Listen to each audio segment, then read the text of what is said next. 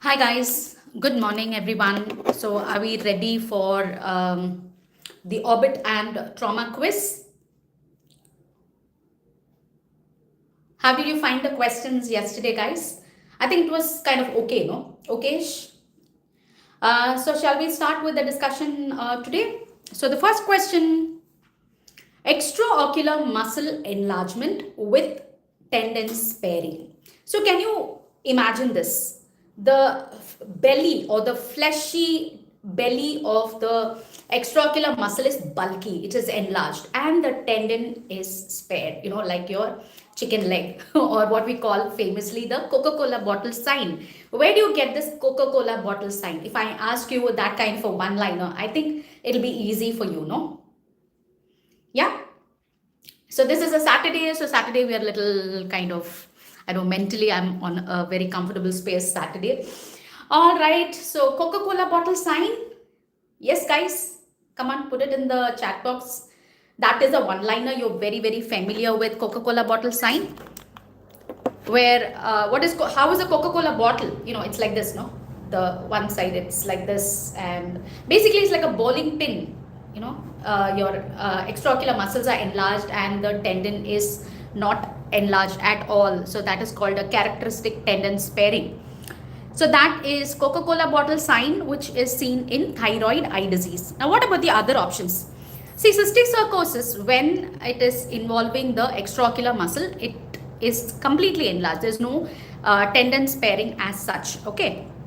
Orbital pseudotumor, it's a non-specific inflammation of the orbital tissues. So there again, if the muscles are enlarged, there's no tendon sparing as such. So yes, it is one of the differential diagnoses for EOM enlargement. Cavernous sinus thrombosis, again, yes, there is cavernous sinus thrombosis. You also can get extraocular muscle enlargement. Okay, so whenever there is these venous outflow obstruction, so that can result in a passive movement of water into the muscles and it can get enlarged. So cavernous sinus thrombosis also, you can have extraocular muscle enlargement. Good morning, BU. Good morning. And I test attend paniyacha. So today, I think today is lacrimal apparatus test, no? Okay, anyway. Eyelids only. Second test, right. Okay, let's move to the next test. Sorry, next question. Enophthalmos. Ophthalmos means what? And enophthalmos means what? Ophthalmos means eyeball. Okay, so you attach some prefix to the ophthalmos. Enophthalmos means sunken eyeball. Okay, so the eyeball, which is normally, it's normal in my orbit. So suppose this is sunken for some reason, it's gone inside for some reason. That is enophthalmos. Okay, now what about absent eyeball? Absent eyeball means anophthalmos. It's not E. Anophthalmos is absent eyeball. Sunken eyeball, protruding eyeball, exophthalmos. Okay, what we call proptosis. Exophthalmos is protruding eyeball. Shrunken eyeball, suringi poche. Okay, shrunken eyeball, that is phthisis bulbi. Okay, bulbi is another term for eyeball. So shrunken eyeball is your phthisis bulbi. PHTHISIS. So I'm sorry I said ISIS. I just hope YouTube doesn't ban my video. Okay, so phthisis bulbi is shrunken eyeball. Okay. Now, can anybody tell me what is cause, at least one cause of enophthalmos? At least one cause of enophthalmos? Okay, most common, and in the meantime, I'll start with the next question. Hallmark of sympathetic ophthalmia. Guys, what is sympathetic ophthalmia? Sympathetic ophthalmia is one eye gets traumatized. Okay, it gets injured. Yes. So when it gets injured, especially there is a penetrating injury. Okay, penetrating injury. So something, a sharp object or something, and there is a penetrating full thickness injury. So because of that, the other eye, this was the injured eye. So the other eye, which is called the sympathizing eye, okay, so that also suffers from a fulminating uveitis, a pan uveitis, okay, involving all the parts of the uveal tract, and also it's a devastating uveitis. Okay, Devastating uveitis in the sense, so the patient is going to lose his vision in the traumatized eye because it's a severe trauma, and for nothing at all, poor thing, this one also loses its vision. Yes, so that is sympathetic ophthalmia. So this injured eye is called the exciting eye, and the non-injured eye, which just says pavam, it just says bichara, okay, and that is the sympathizing eye. Is that clear? So what is the hallmark? The hallmark of this sympathetic ophthalmia is penetrating injury, okay, penetrating trauma. Yes, BU, blunt trauma. Yes, in blunt trauma, especially when you have a blowout fracture. Yes, blowout fracture, when some of the orbital contents prolapses elsewhere, especially into the maxillary sinus. So in that case, you will get a enophthalmos. Okay, so that was for the previous question. Enophthalmos, sunken eyeball in case of blunt trauma, especially when you have blowout fracture, not just like that. Okay, now regarding the options given for this question on sympathetic ophthalmia. See, Dallenfuch nodules, yes, they are present in sympathetic ophthalmia, but that does not mean it is a hallmark of sympathetic ophthalmia, however much fancier that name sounds, okay, Dallenfuch nodules. Forster-Fuchs spots, even pathological myopia, not in penetrating trauma or sympathetic ophthalmia at all. What about the last option, retrolental flare? Retrolental flare is the earliest sign of sympathetic ophthalmia, and that earliest sign is seen on the uninjured eye, okay, in the sympathizing eye. Yes, clear? Edema, no. Edema, why would it be sunken? See, when you have an initial trauma, in blunt trauma, even if there is a blowout fracture, maybe initially, sometimes, there's a lot of reactionary edema where either the enophthalmos is masked, or there might be a little bit of frank proptosis in the acute period after the trauma, blunt trauma. So enophthalmos might be seen maybe just a few days later also, okay? But edema la illave illa. Another nephrotic syndrome. No, nephrotic syndrome, you'll have only a lid edema. You'll have only a periorbital puffiness. You will not have, that's not called proptosis. That's only a lid puffiness. See, lid puffiness is not equivalent to proptosis. Proptosis means your eyeball should actually be bulging. So when I measure using Hertel's exophthalmometer, so there should be a, objectively, it has to be increased. Okay, so that is proptosis. Lid swelling, when you measure using Hertel's exophthalmometer, both the eyes will be the same and it will be within the normal range. Okay, got it? Okay. Now moving on to the next question. Excuse me. Most common primary orbital malignancy in children. What is the answer? See, children, orbital malignancy, and it is primary. Option A, dermoid cyst. It's not a malignancy, so it's ruled out. It may be it's an orbital tumor, no doubt, but it's not a malignancy at all. It's a benign tumor. Rhabdomyosarcoma, I think that is the answer. Okay, neuroblastoma. See, neuroblastoma sends out secondaries to the orbit. Okay, neuroblastoma from especially the adrenal medulla sends out secondaries to metastasis to the orbit, and that can cause proptosis. Yes, but my question is about primary orbital malignancy in children. So ruled out. Neuroblastoma is ruled out. Capillary hemangioma. See, capillary hemangioma can occur on the eyelid and also involve the orbit. But again, that is not a malignancy at all. It's a benign tumor. Got it? So even if you rule out, you get the answer, rhabdomyosarcoma. It's an often asked question. Okay, it's an often asked question, very easy question, and you should never, ever make a mistake in such a question. Got it? So RMS, rhabdomyosarcoma, is the most common primary malignant intraorbital malignancy in children. Is that clear? Okay. Now, if I change the same thing to adults, it would be lymphoma. Okay? Okay. Alright. Which of the following is a marker for rhabdomyosarcoma? Looks like madam just loves rhabdomyosarcoma in this quiz.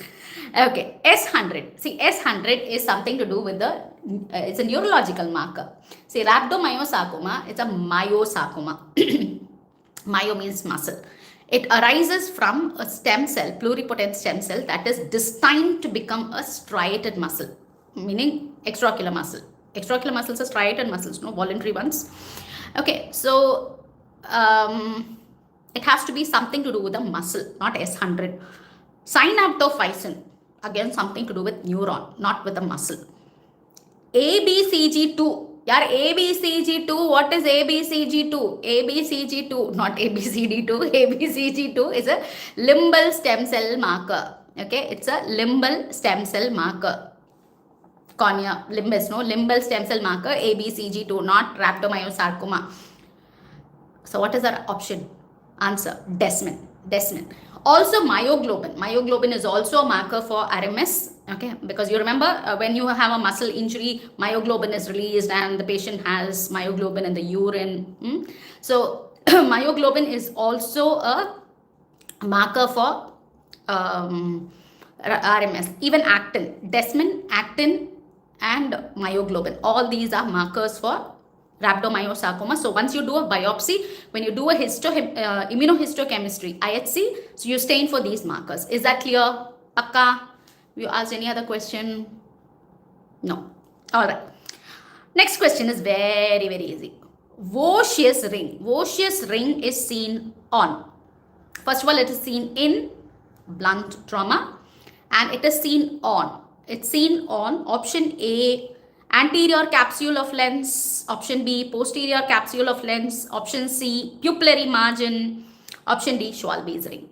See, it is an imprint of the pupillary margin, yes, but where is it seen? On which structure? On the anterior lens capsule. So if this is my lens, okay, posterior surface, anterior surface, okay. So the pupillary margin goes and hits when there's a blunt trauma, leaving behind a ring of melanin pigments. That is Voschius ring. Okay, so Voschius ring is seen where? On anterior lens capsule. Yes, in a case of blunt trauma. Next question, all of the following may be seen in thyroid eye disease, except, okay, so thyroid eye disease again is a hot topic. Okay, it's a hot topic. Restricted ocular motility, dryness of eyes, poor response to steroids, chemosis. Okay, option A, restricted ocular motility. See, whenever there is fibrosis. Who is this sending smileys? Nice. Test persona. Okay, eye test person. All right, restricted ocular motility in thyroid eye disease. Yes, you have fibrosis of the extraocular muscles. So the movements are restricted. And which movement gets restricted first? Elevation movement, because the inferior rectus is fibrosed first. Yes, so whenever a muscle is fibrosed, it will not let the eyeball do the opposite side action. See, this is my eyeball and my inferior rectus is attached here. It's tight. Fibrosed muscle means it's tight. So when a tight muscle is there, it will not allow my eyeball to move up. So restricted elevation is the first a movement problem, a motility problem that the patient encounters. Dryness of eyes, yes, because thyroid eye disease affects your lacrimal gland. So the quality of secretion is bad. So there is dryness of eyes. Then poor response to corticosteroids. No, during the acute phase of thyroid eye disease, see, you have a Randall's curve. Okay, in thyroid eye disease pathophysiology, the natural history which describes it. So you have an acute inflammatory phase and then it plateaus out. Okay, so during the chronic phase, that is when the fibrosis sets in. So in the acute inflammatory phase, the treatment of choice is actually systemic steroids. So we usually give intravenous methylprednisolone pulses, short pulses, and follow it with oral prednisolone. That is the treatment of choice during the acute phase when the patient exhibits a lot of pain. So there is a clinical activity score, CAS scoring. So that is the Randall, Randall, Randall curve. That's natural history it will describe. That's all. Okay. Randall, Randall. So poor response to corticosteroids is a false statement. So that is our answer. What about last option? Chemosis. See, chemosis is very much present. What is chemosis? CHEMOSIS. Chemosis is edema of the conjunctiva. Okay. So edema of the conjunctiva will be there whenever there is a compartment syndrome like situation. Thyroid eye disease, too much things within the 30 ml of orbit. No. So what happens is when there is too much of that pressure, the venous drainage is obstructed.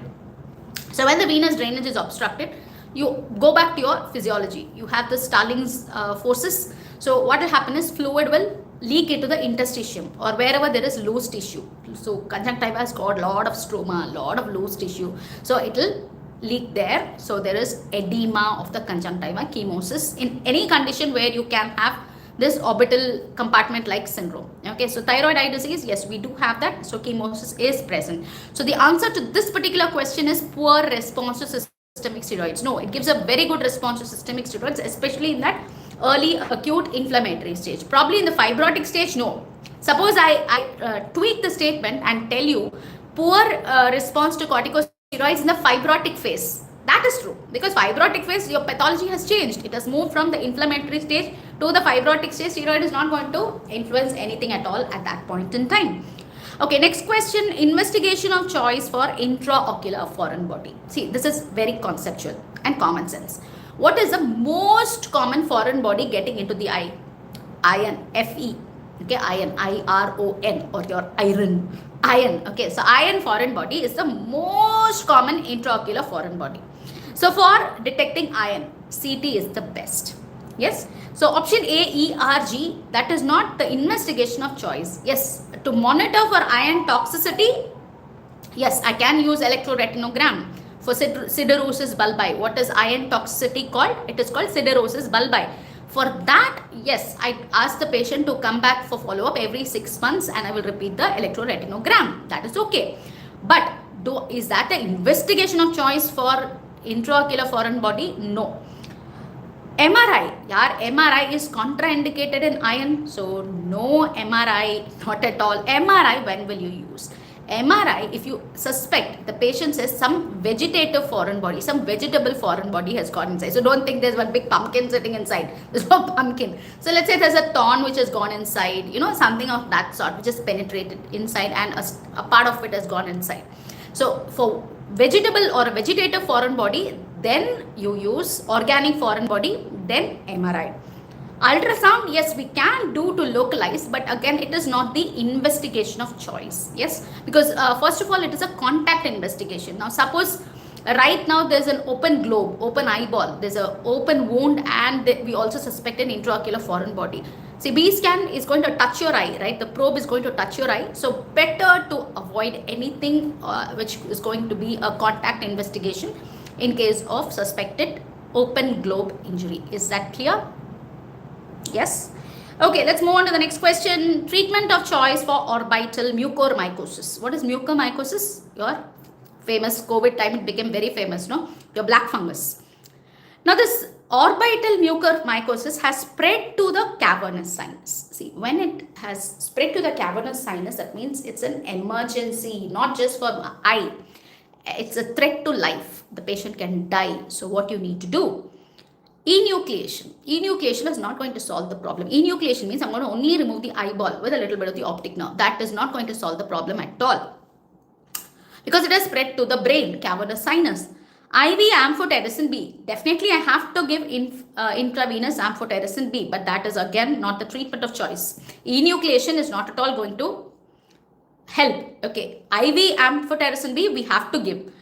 Exenteration. Exenteration is just remove everything of the orbit, everything inside the orbit, all the orbital contents. That is exenteration. That is going to save the life of the patient. Yes. So treatment of choice for orbital mucormycosis overall also, and especially now that I've said it has spread to the cavernous sinus, then it would mean you have to do an emergency exenteration.